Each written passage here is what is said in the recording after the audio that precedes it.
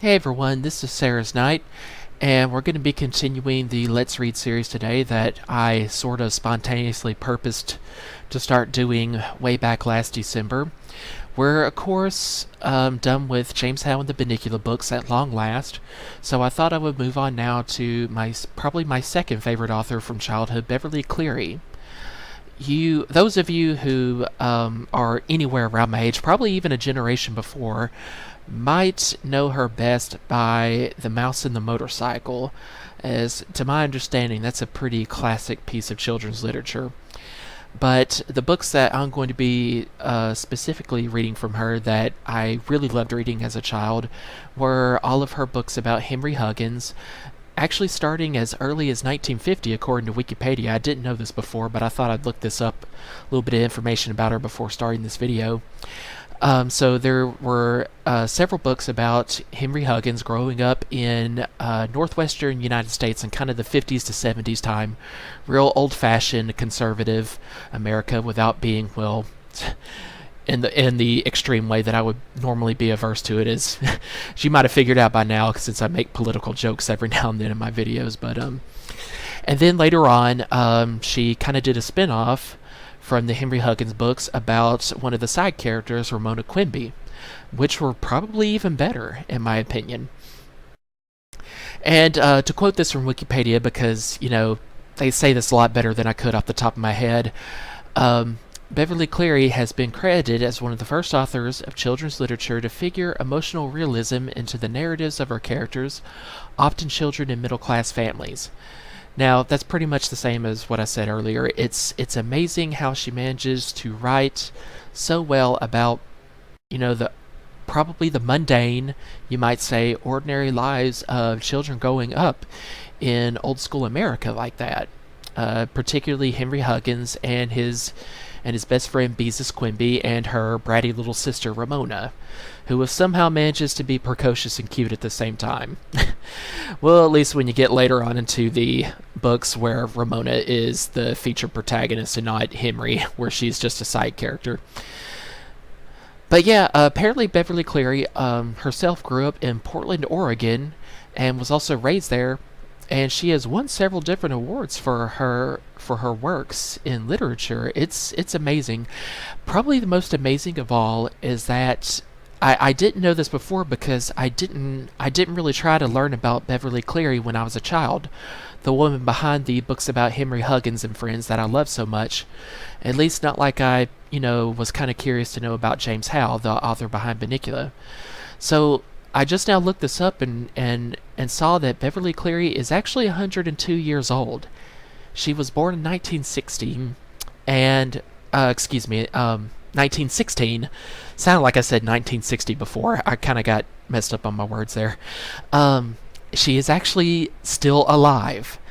Now, wherever she is now, whether she's still in Portland or not, I should probably go look this up further down in the Wikipedia document about where Beverly Cleary is now, but especially if it's still anywhere in America, I should actually go and try to see her in person and thank her for the brilliant work she did.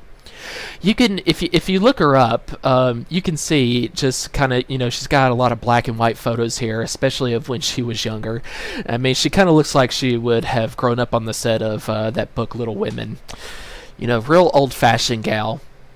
But obviously a brilliant woman in so many ways. In fact, this is even more amazing. Again, I had no idea until I looked this up just now. But in Grant Park in Portland, Oregon, there is at least a statue of Ramona Quimby. This is a statue of just some children's literature figure, and I mean, I wouldn't have thought it. I mean, as much as I personally love the books, that they would be this widely recognized. But I guess maybe it's because this is, I think, where the stories about Henry Huggins and Ramona Quimby are supposed to be taking place is in Oregon. So maybe that's why they're there. I don't think Ramona Quimby. I just kind of skimmed over this briefly. I don't think she's the only literary creation of Beverly Cleary's that that she has a statue of in Grant Park. So that's really amazing. But yeah, I would also like to kind of just talk about her honors and legacy right quick in the Wikipedia article because I think this is probably most important about her. So to quote, in 1975, she won the Laura Ingalls Wilder Award from the American Library Association for substantial and lasting contributions to children's literature, which of course I can definitely get behind. And, thousands and thousands of other kids would say that are around, that grew up with her books would probably say the same thing about her. She was the U.S. nominee for the Biennial International Hans Christian Andersen Award in 1984, and in April 2000 she was named Library of Congress Living Legend in the Writers and Artists category for her contributions to the cultural heritage of the United States. And finally, she received the National Medal of Arts in 2003. So yeah, pretty amazing. And that's not even the entire section on honors here, the awards she's won. But, there's more, but of course, got to finish this video sometime. But before finishing up the forward and finally getting into the reading here, I also wanted to mention a little bit about her legacy, according to Wikipedia also. Again, stuff I didn't know is that April 12th, the National Drop Everything and Read Day, as recognized by the publisher HarperCollins, that's actually Beverly Cleary's birthday. I don't know if HarperCollins actually specifically chose that day as the National Drop Everything and Read Day because it's her birthday, but at the very least it does say something about her as a writer, her legacy. This one I did kind of know that she also has a 220 student residential hall at the University of California, Berkeley, named after her, just called simply the Beverly Cleary Hall.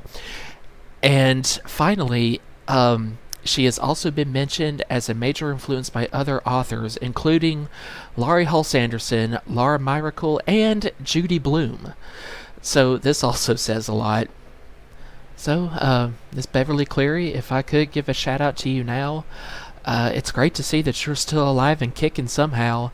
And even though it was just kind of a crazy idea, that I had momentarily, I guess just kind of for the sake of putting emotion into this video, but if you are still somewhere in America, I really should come and see you in person someday and thank you for the work that you've done. I mean, my childhood was certainly not the only one whom you've greatly influenced and given many happy times to, at least when it comes to reading. I would like to say you are an excellent writer for being able to write about a non-fictional subject, just such as children growing up in kind of old-fashioned America. You managed to write about that in such a way, such a seemingly mundane, ordinary subject, and make it awesome. I mean, it's kind of the opposite of James Howe, who manages to take such a crazy, off-the-wall idea as a vampire rabbit and write about it in such a way as to make it awesome. You both are to be praised greatly for this. And, well, just God bless you, Miss Cleary, and I really do hope to see you someday. If you can somehow hear this shout out to you, even though I imagine probably you're not watching YouTube in your daily routine where you are now, but if you can hear it, I just want to let you know that on behalf of myself and no doubt thousands of other children, not just in my generation, but probably one or even two generations before me, across all this time, who you've greatly influenced, thank you.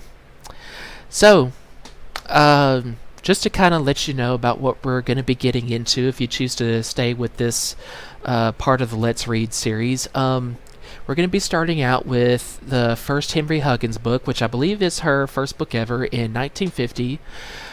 And I believe there were 6 or 7 in all books based around Henry Huggins as the main protagonist. I actually do not think I have read all of them.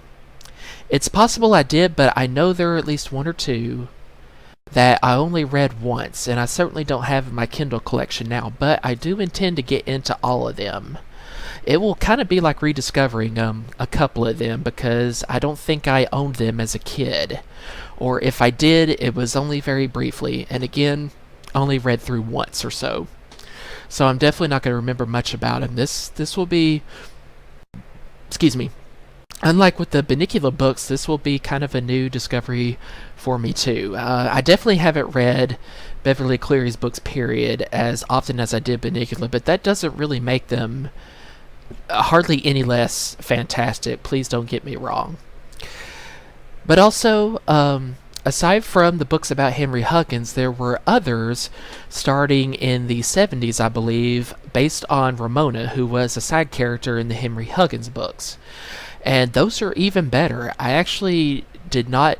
I knew of them as a child, but I actually did not read them then at all, not to my memory. It was actually only about 6 or 7 years ago that I just happened to kind of go on a Kindle shopping spree and get all the Ramona books, just kind of out of curiosity. I was like, well, I love the books about Henry Huggins, so Ramona Quimby, it's got to be good too. And there were probably 7 or 8 of them, and they were all great too. So we're going to be going through those later on as well, and probably just kind of just to kind of keep in tradition, why not the mouse and the motorcycle at the end of all that? I'm sure a lot of people definitely know of that book, even if they don't know Beverly Cleary's other works. So that's what all we're going to be doing, several books ahead, and after this first chapter that I'm about to get into of Henry Huggins, I may not be on for a while because I'm actually about to be moving from Houston back to Magnolia, Arkansas next week, and even though the job I'm going into there is the same as it's the first job I actually had right out of school, it's going to be a little bit busy, a little bit anxious for a while. It's a familiar town, familiar job, but still, living alone again on my own after 3 years, gonna be still kind of a new and probably a little bit of an anxiety-inducing experience. But soon enough, after getting settled into that, I'll get back onto my work with YouTube, including the Let's Play. So, all right, without further ado, guys, let's get into Chapter 1 of Henry Huggins.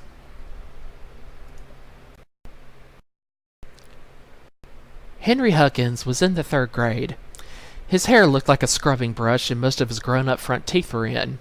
He lived with his mother and father in a square white house on Klickitat Street. Except for having his tonsils out when he was 6 and breaking his arm falling out of a cherry tree when he was 7, nothing much happened to Henry.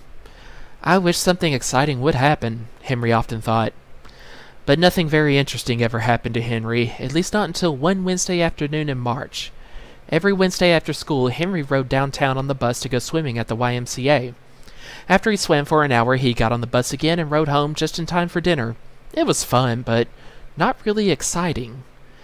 When Henry left the YMCA on this particular Wednesday, he stopped to watch a man tear down a circus poster.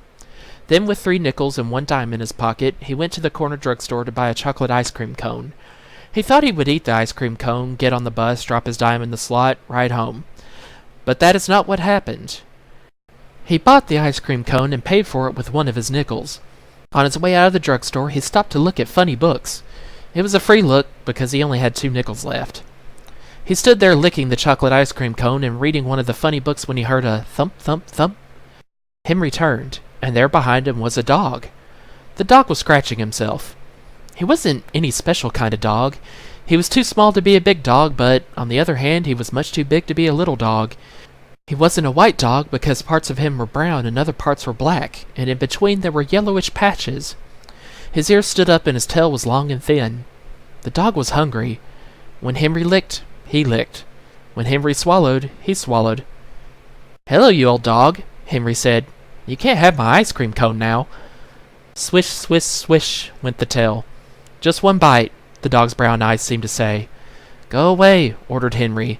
He wasn't very firm about it. He patted the dog's head. The tail wagged harder. Henry took 1 last lick. "Oh, all right," he said. "If you're that hungry, you might as well have it."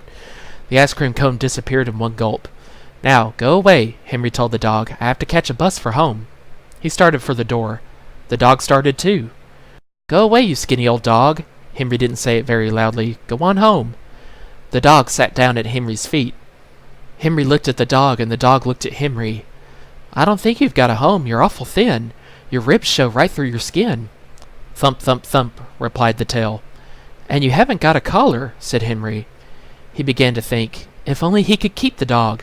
He had always wanted a dog of his very own, and now he had found a dog that wanted him. He couldn't go home and leave a hungry dog on the street corner. If only he knew what his mother and father would say. He fingered the 2 nickels in his pocket. That was it! He would use one of the nickels to phone his mother. Come on, Ribsy. Come on, Ribs, old boy. Yes, I'm going to call you Ribsy because you're so thin. The dog trotted after the boy to the telephone booth in the corner of the drugstore. Henry shoved him into the booth and shut the door. He had never used a pay telephone before. He had to put the telephone book on the floor and stand on tiptoe on it to reach the mouthpiece. He gave the operator his number and dropped his nickel into the coin box. Hello, Mom?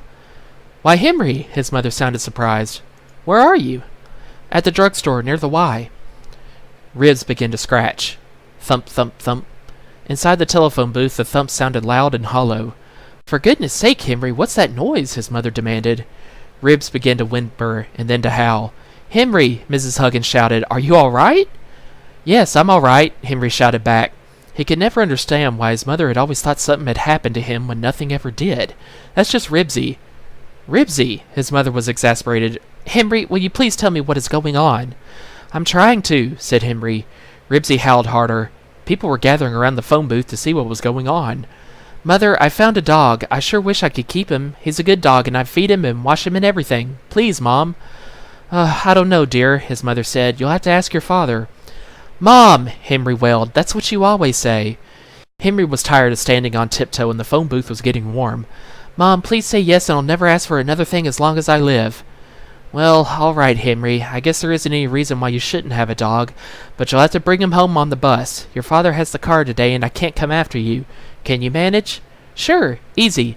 And Henry, please don't be late. It looks as if it might rain. All right, Mom. Thump, thump, thump. Henry, what's that thumping noise? It's my dog, Ribsy. He's scratching a flea. Oh, Henry, Mrs. Huggins moaned. Couldn't you have found a dog without fleas? Henry thought it was a good time to hang up. Come on, Ribs, he said. We're going on the bus.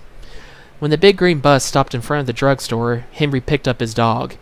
Ribsy was heavier than he expected. He had a hard time getting him into the bus and was wondering how he would get a dime out of his pocket when the driver said, Say, Sonny, you can't take that dog on the bus. Why not? Asked Henry. It's a company rule, Sonny. No dogs on buses. Well, golly, mister, how am I going to get him home? I just have to get him home. Sorry, Sonny. I didn't make the rule. No animal can ride on a bus unless it's inside a box. Well, thanks anyway, said Henry doubtfully, and lifted Ribsy off the bus. Well, I guess we'll have to go get a box. I'll get you onto the next bus somehow, promised Henry. He went back into the drugstore, followed closely by Ribsy. Have you got a big box I could have, please? He asked the man at the toothpaste counter. I need one big enough for my dog. The clerk leaned over the counter to look at Ribsy. A cardboard box? He asked. Yes, please, said Henry, wishing the man would hurry. He didn't want to be late getting home. The clerk pulled a box out from under the counter. Well, this hair tonic carton is the only one I have. I guess it's big enough, but why anyone would want to put a dog in a cardboard box I can't understand. The box was about 2 feet square and 6 inches deep. On one end was printed, Don't let them call you Baldy, and on the other, Try our large economy size.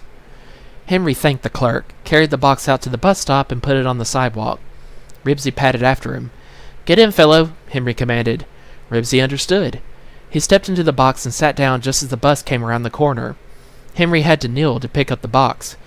It was not a very strong box, and he had to put his arms under it. He staggered as he lifted it, feeling like the strong man who lifted weights at the circus. Ribsy lovingly licked his face with his wet pink tongue. Hey, cut that out, Henry ordered. You better be good if you're going to ride on the bus with me. The bus stopped at the curb. When it was Henry's turn to get on, he had trouble finding the step because he couldn't see his feet. He had to try several times before he hit it. Then he discovered he had forgotten to take his dime out of his pocket. He was afraid to put the box down for fear Ribsy might escape.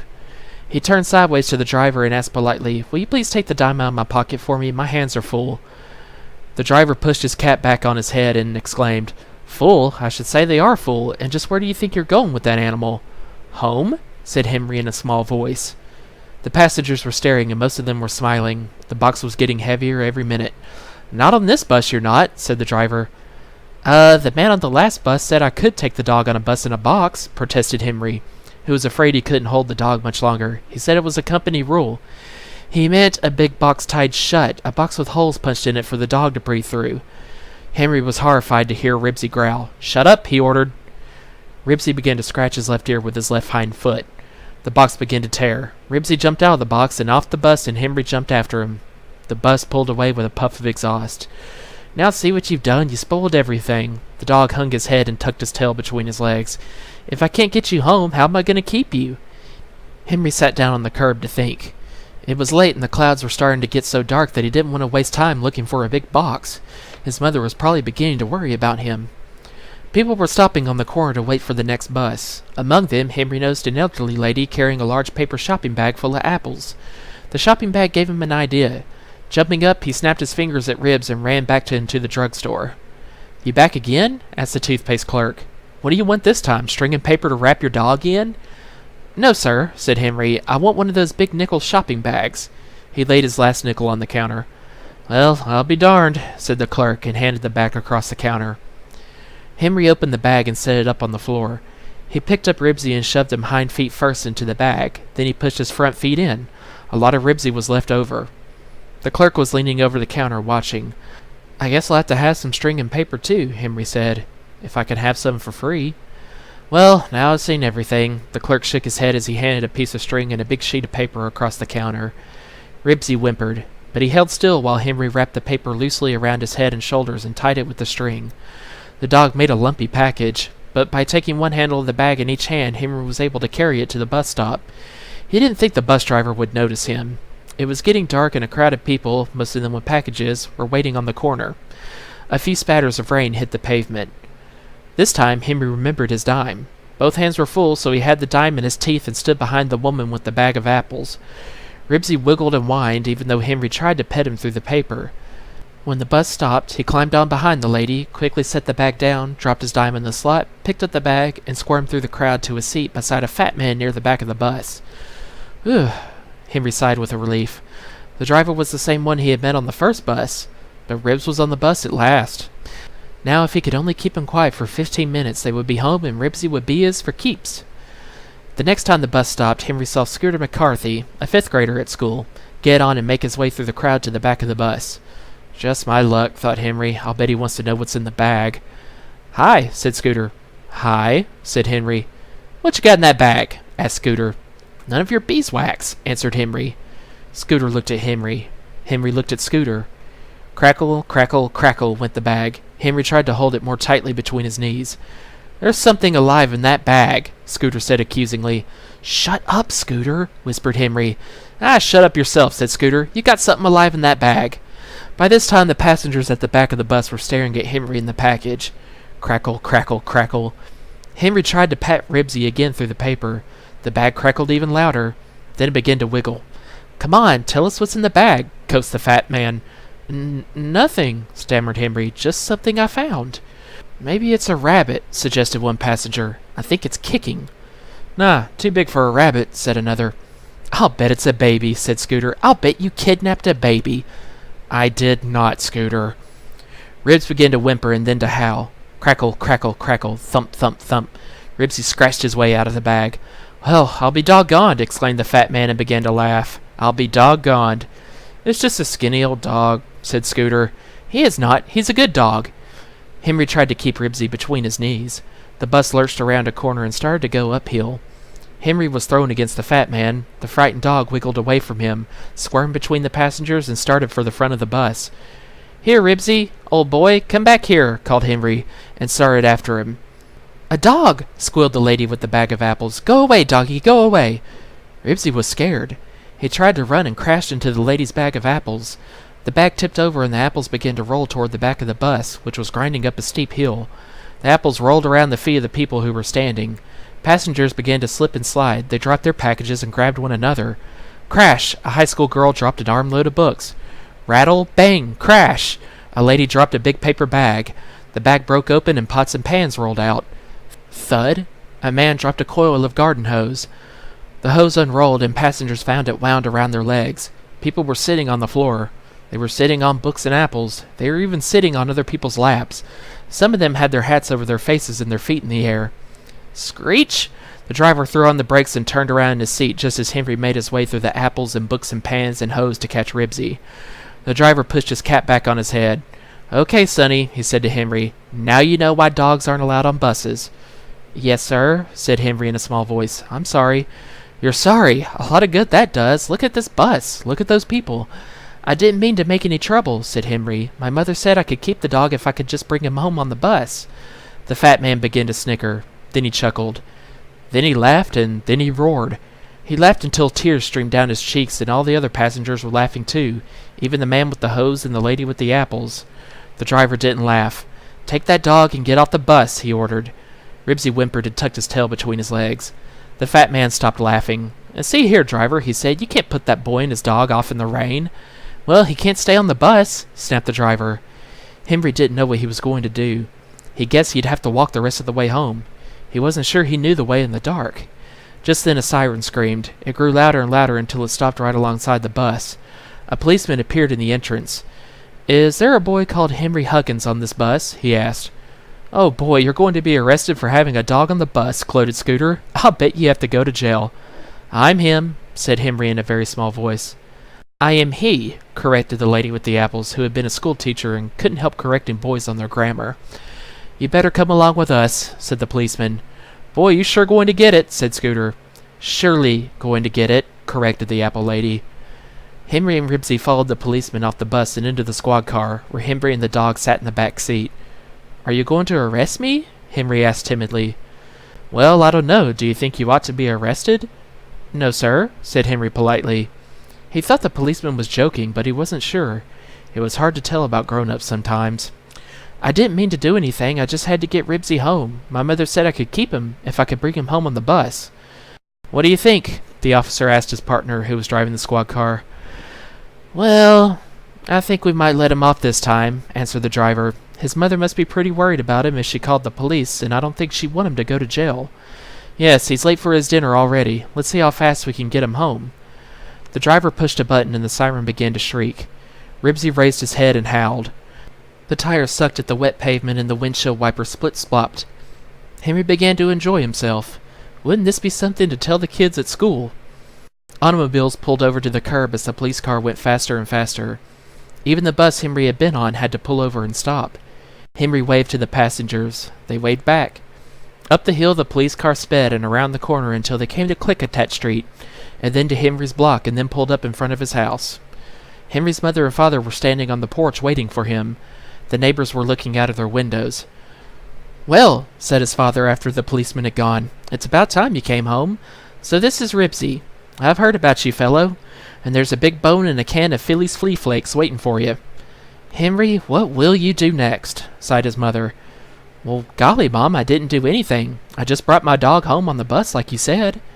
Ribsy sat down and began to scratch.